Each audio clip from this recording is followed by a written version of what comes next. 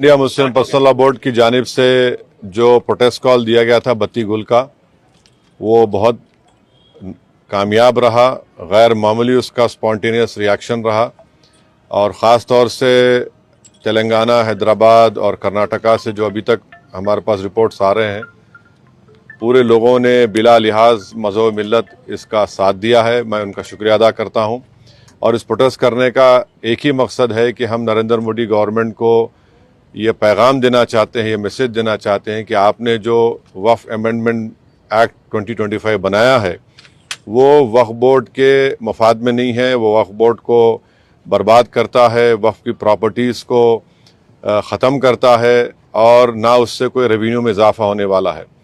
तो ये हमारा प्रोटेस्ट इसीलिए था और क्योंकि जो कानून बनाया गया वो अनकॉन्स्टिट्यूशनल है, हमारे संविधान के फंडामेंटल राइट्स के आर्टिकल 14, 15, 25, 26 और 29 का ग्रेव वायलेशन है।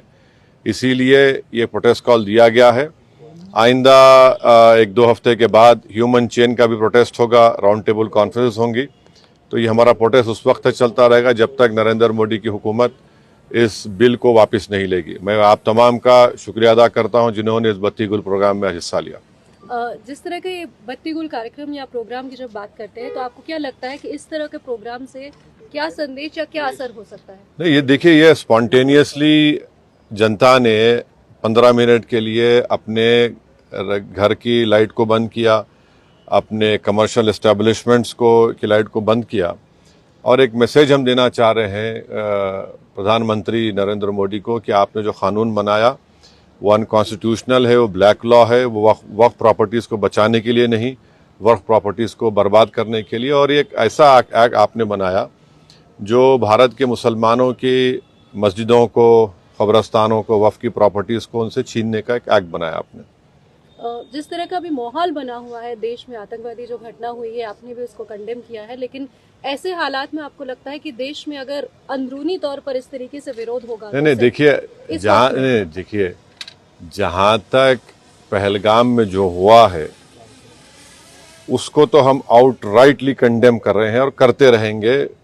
और हमने उस टेररिस्ट एक्ट को जिम्मेदार पाकिस्तान की इस्टेब्लिशमेंट, पाकिस्तान की सरकार को खड़ाया है और उन्हीं की पूरी सरपरस्ती में, उन्हीं की तायीद, उन्हीं के सपोर्ट और फाइनेंशियल सपोर्ट से, मिलिट्री ट्रेनिंग से वो आतंकवादी पाकिस्तान से बॉर्डर क्रॉस करके पहलगाम तक आए और वहाँ पर उन्होंने 26 टूरिस्ट को जान ली।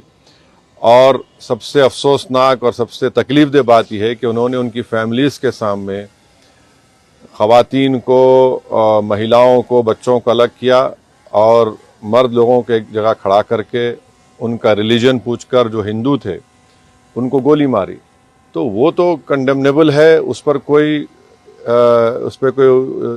डिस्कशन होने की ज़रूरत भी नहीं है। जहाँ तक हमारा ये प्रोटेस्ट है इस कानून के ख़िलाफ़, वो तो एक ऑनगोइंग प्रोटेस्ट था। और आपको मालूम होगा कि all India Muslim personal law board ने उस टेररिस्ट एक्ट को कंडेम किया और क़रीब 3 दिन तक हमने अपने प्रोटेस्ट को रोक के रखा। तो ये पहले से तयशुदा प्रोग्राम है। जहाँ तक देश की अखंडता, देश की इंटीग्रिटी की बात आएगी, उसमें तो कोई कॉम्प्रोमाइज़ नहीं हो सकता।